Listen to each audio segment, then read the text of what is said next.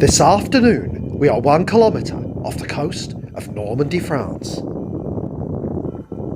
This is its jewel in the crown, the beautiful and historic Mont St Michel. And with that, welcome to Carl's Travel Channel, where every journey costs less than £200. Please buckle up, sit back, relax and enjoy the ride. And always remember, the nearest exit may be behind you.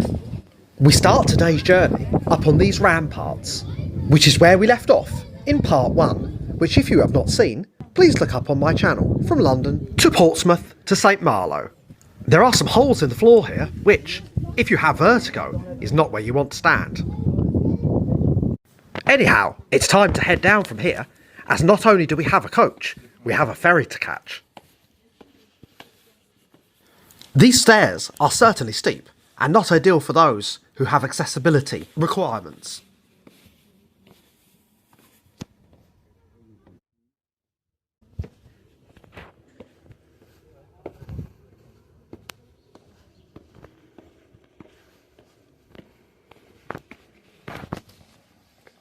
Some renovation works are taking place here to keep the site fresh.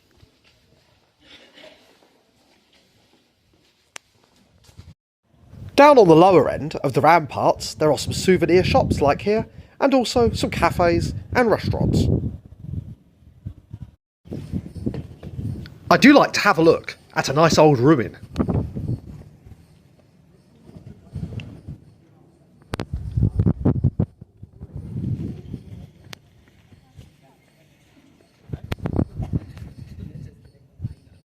And finally, descending down the last section of narrow stairs to the main street.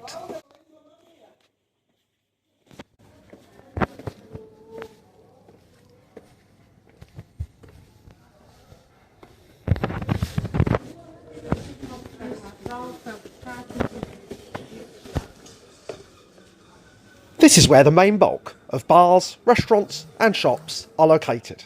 From this creperie here to many others, let's take a walk along and see some of the places available.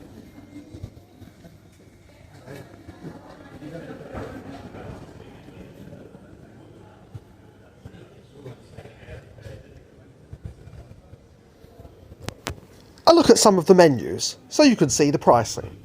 Pause the video for a closer look.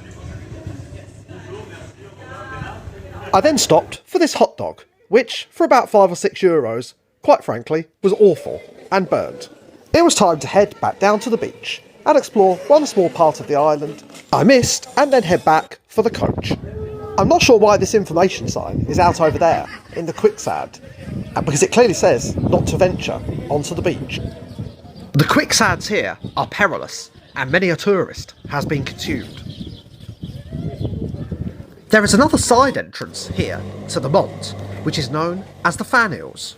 This is a more modern addition, built for the French Revolution. As the car just driving past demonstrates, this is a more accessibility-friendly option with its larger ramp, and more ideal for wheelchair users. This section finishes at the St Gabriel's Tower, as shown here. One final look at the quicksands, where many a marauding army was stopped from trying to reach the Mont. The tidal variation here is up to 15 metres between low and high tide. There is another ramp here, right down to a small beach opening.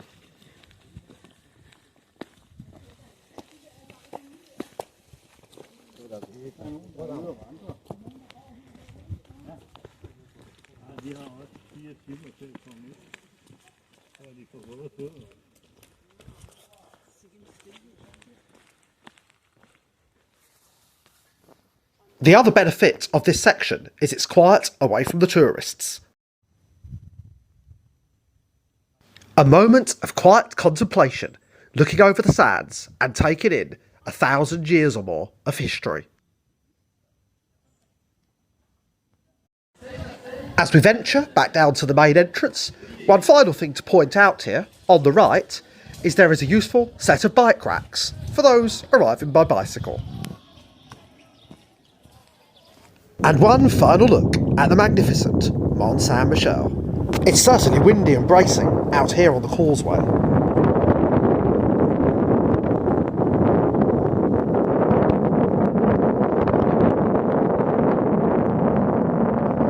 Approaching the bus stop for the journey back, I become alarmed by the number of people waiting. I wonder if it will be quicker to walk again, like I did on the way here. A look at the unique double-ended buses that take visitors to and from the car park. For me, it's time to board. And within 15 minutes or so, we are back at the car park and visitor centre. Just a short walk along to here, where we started, at the pick-up and drop-off location for the Keolis Armour coach, back to St Malo. It certainly looks better weather on the day they took this picture. And right on cue, here she is, the smart Keolis Armour coach to St Malo. Be sure to get on quick, as seats are not reserved. However, there is a tray table here for drinks, and USB charging is provided. And so, here we go. Departure time is 16:40, and the ticket price is €26 return, or €16 one way, booked on their website. We quickly make our way out through the beautiful rural French countryside. If you would like to watch the full video of the Keolis Armour coach ride, please see the link on the screen now or in the bio for the full ride. We then pass through the beautiful town of Mont St Michel, where a few more hotels are located for those who wish to stay overnight near the mount. In winter months such as this, there is only one departure each way per day. However, in summer, there is 2 or 3. This really looks like a traditional, picturesque French village.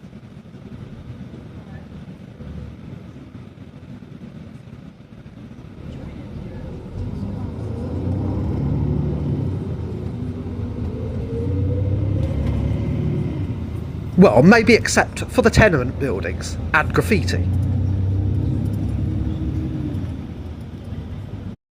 And after just over an hour, we are back near the port of St Malo. The coach stops first at the Gare de St Malo to drop people off for the more modern town centre and train station. But we would continue along to the port. And here it is, approaching to the right.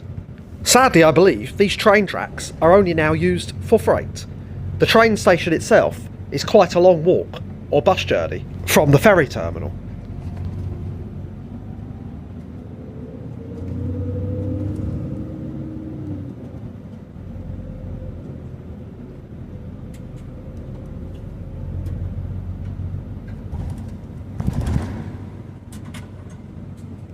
And we arrive back into the historic old port of St Malo. The sailing ship Etoile du Roi is seen in the distance, a replica built in 1996 for the ITV series Hornblower.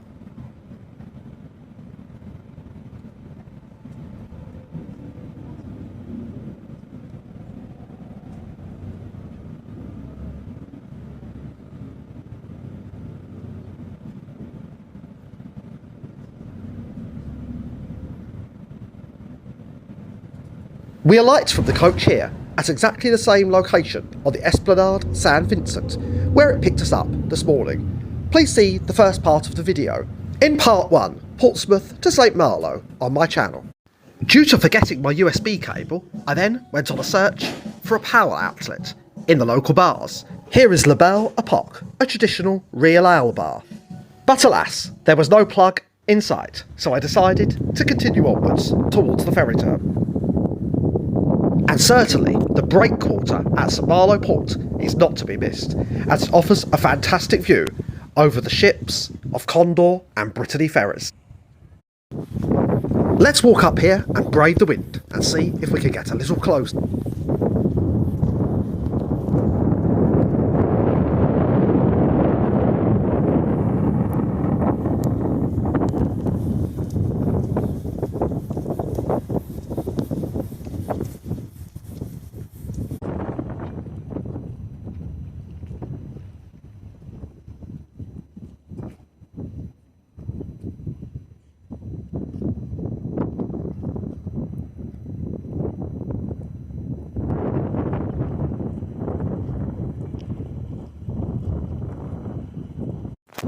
And what I walked all this way for, the perfect dockside view of MV Bretagne in her final 2 weeks of service. Behind her is Incat number 57, Condor Voyager sailing to Jersey and Guernsey.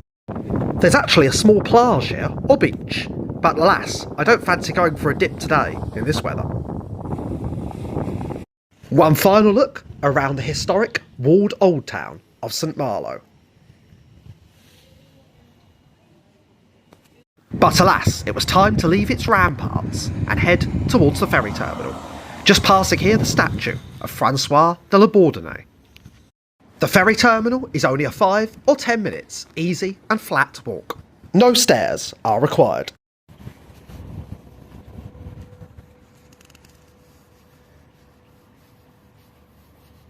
Check-in was surprisingly fast, and they decided to board over an hour and a half early, which took me by surprise.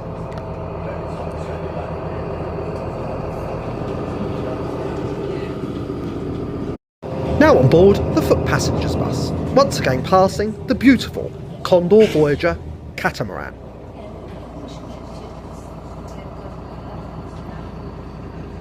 And the excitement builds, and here she approaches, the MV Bretagne, the grand old dame of the Brittany Ferries fleet.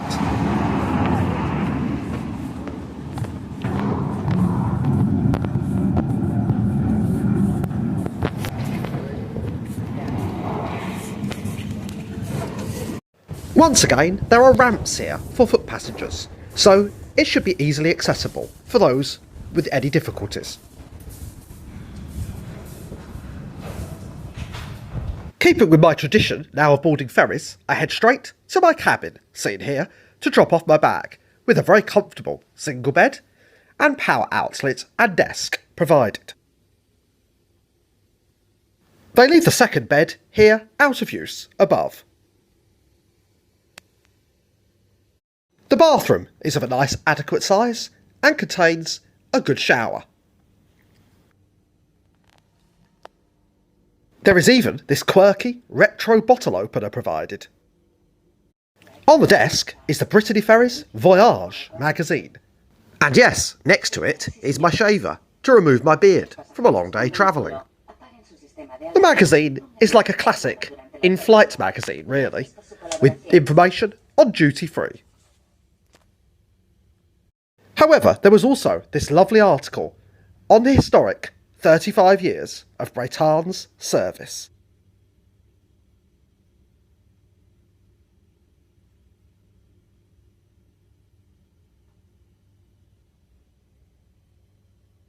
Thank you, Bretagne.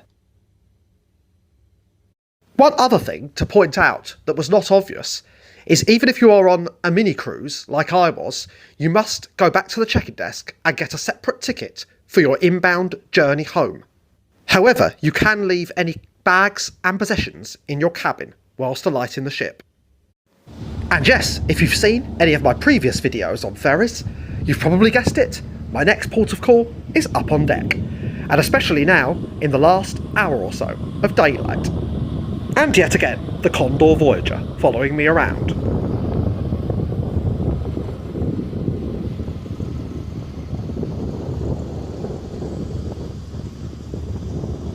I think this is the only time I've ever boarded a ferry as a foot passenger before the cars. The flag of France flies proud on her stern. Brittany Ferries still register all their ships in France. Some rowers here. I hope they're not sailing all the way to Portsmouth as well on this. Still, at least they have a head start. Your attention please. For everybody's comfort and to avoid any flat batteries, please could all car passengers turn off the alarm system and ensure the handbrake is fully applied. We thank you for your cooperation. Quickly checking out the ship's bar and facilities before all the passengers arrive. Here is the games room and her artworks. There are also these cool airline-style moving maps on board. This is the ship's cafe, creatively named Le Café. Another nice video on the history of the Brittany Ferries fleet.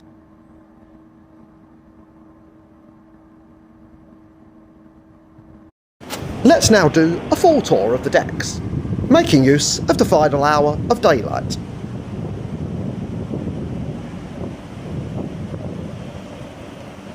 Let's explore some of the decks during the daylight, as on yesterday's sailing it was dark.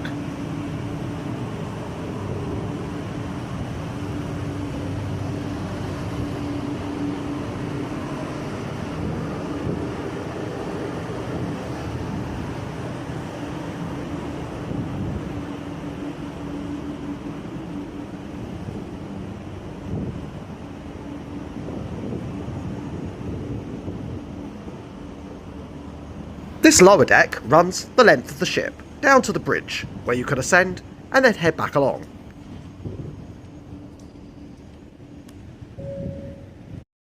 And up the small flight of stairs we see the ship's nameplate, the MV Bretagne.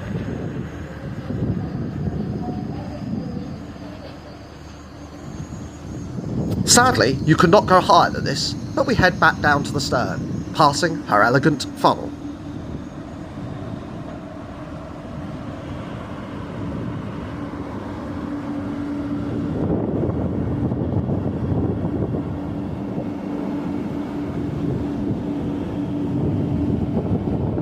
The lifeboat's nice and in position on the right hand side.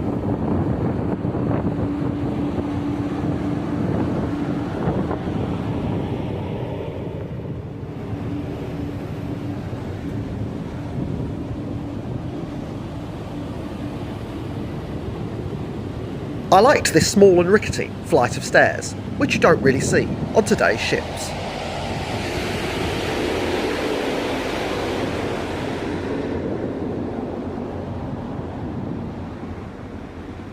And looking over her helipad, which is used for emergency evacuations.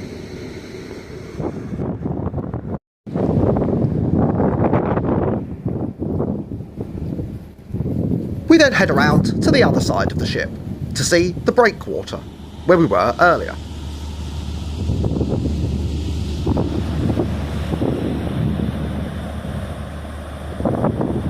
And finally back down to the bow at the bridge.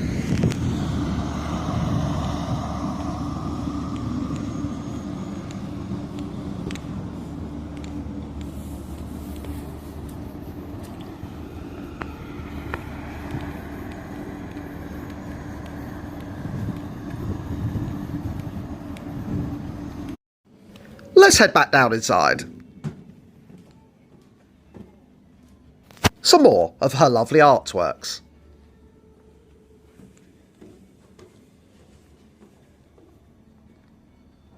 Once again passing by Le Café.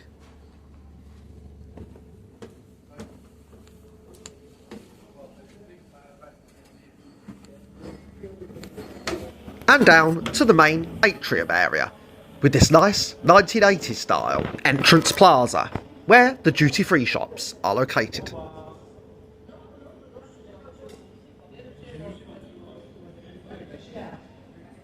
And here they are.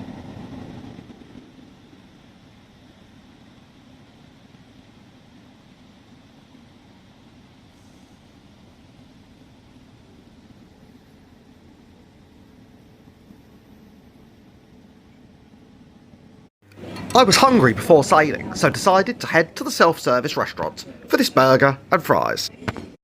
And after being on board for what already seemed quite a while, it was time to set sail. So, here we go. I will speed this section up to 3 times the speed to show the departure from St Malo harbour. The sailing time of the voyage was 8:30 p.m.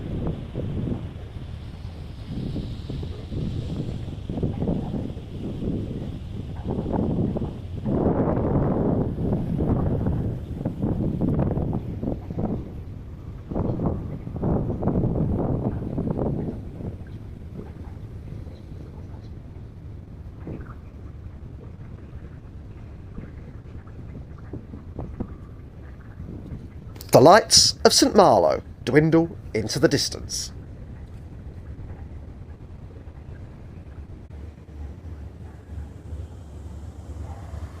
And that's it. We are on our way to England.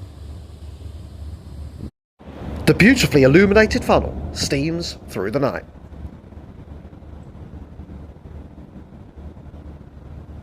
I was now very tired after a long day travelling. It was now time to say goodnight from the English Channel and from Bretagne.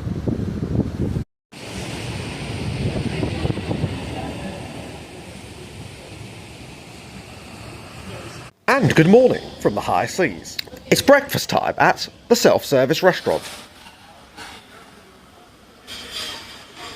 A view of the selection of some of the pastries and drinks available.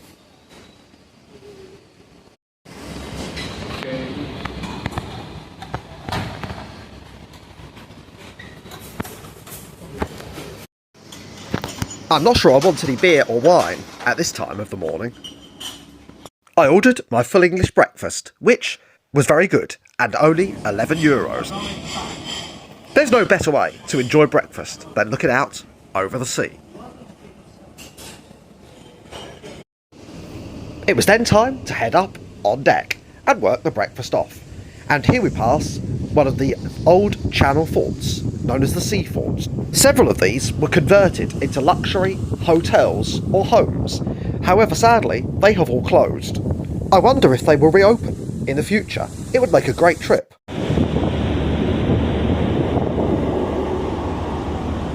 A final view of the Isle of Wight, which, as per its name, was very white and overcast this morning, but luckily not too cold.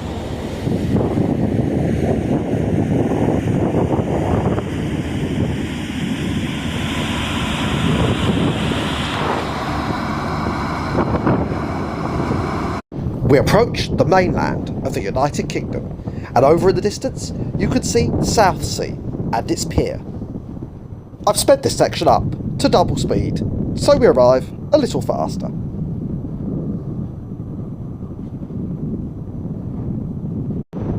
Maybe triple speed is needed, so you don't get bored. And here on the headland is Southsea Castle, and also over to the right is the Southsea Hoverport.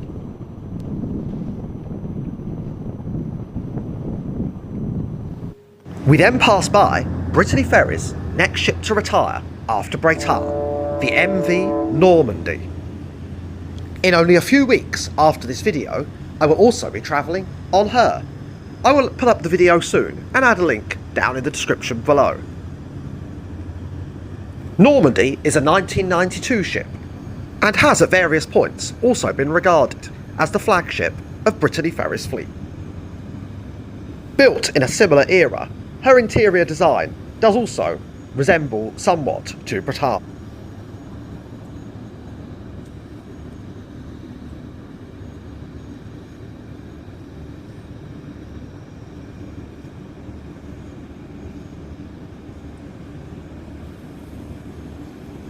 Approaching also to the right here is one of the catamarans from the Isle of Wight. And with that, we are almost back in Portsmouth. I've sped up this section of the video so you can watch her arrival.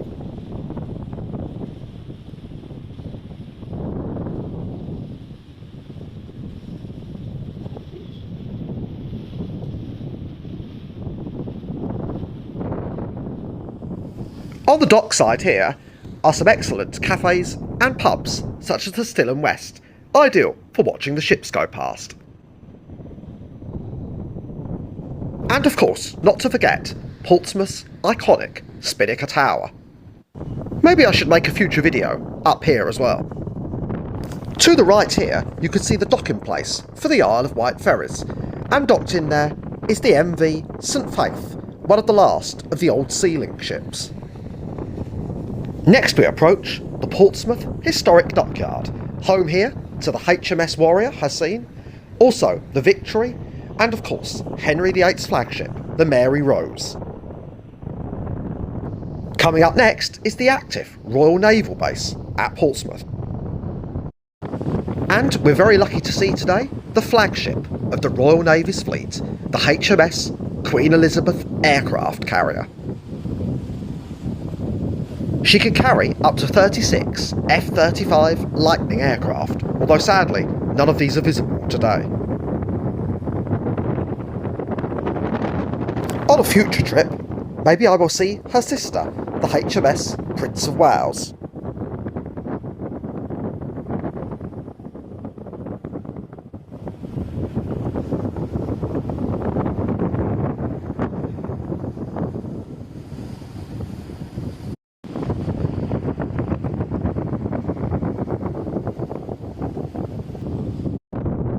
And docked here is one of the Royal Navy's modern stealth destroyer ships.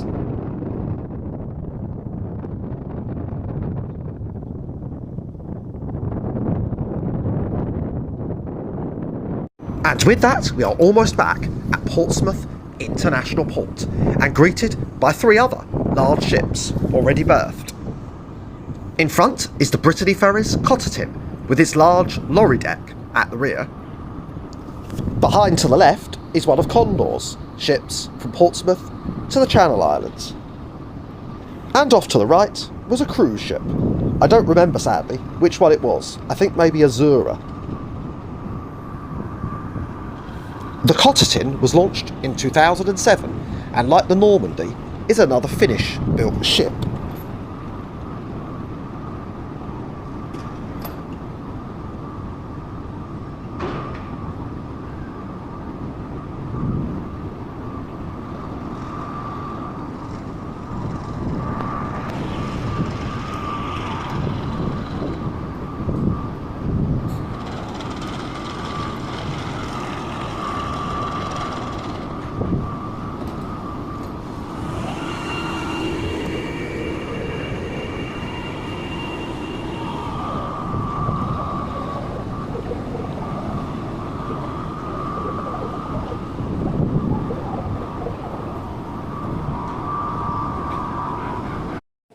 And with that, it's time to disembark and say farewell to Bretagne and my final voyage on board her. And looking here to the future for her replacement, the St Malo ship, and some information on this board. My only real complaint was the long disembarkation process at Portsmouth for foot passengers, since you must wait for a bus after every car has left the ship, due to there being no bridge available. Anyhow, I made it on board my southern train with only 5 minutes to spare from Portsmouth and Southsea Station here. So, here we go.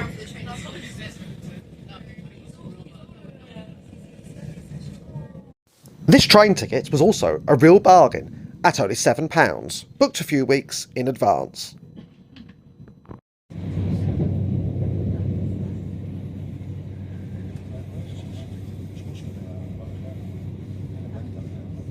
Crossing the bridge at Battersea with its riverside views for the final approach into Victoria Station.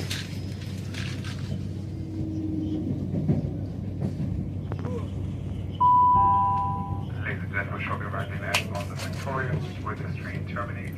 Please ensure that you take your bags and personal belongings for the nighttime of this service and riding out to the train at the platform edge. And we made it back to London's Victoria Station with its iconic historic Victorian facade. On arrival, I then descend down onto the Victoria line for the final journey home. And coming up on the screen now are the 4 costings for the trip. It really was excellent value for money. These are October 2024 prices. And with that, thank you for watching Carl's Travel Channel. Please like, subscribe, and I'll see you on the next one.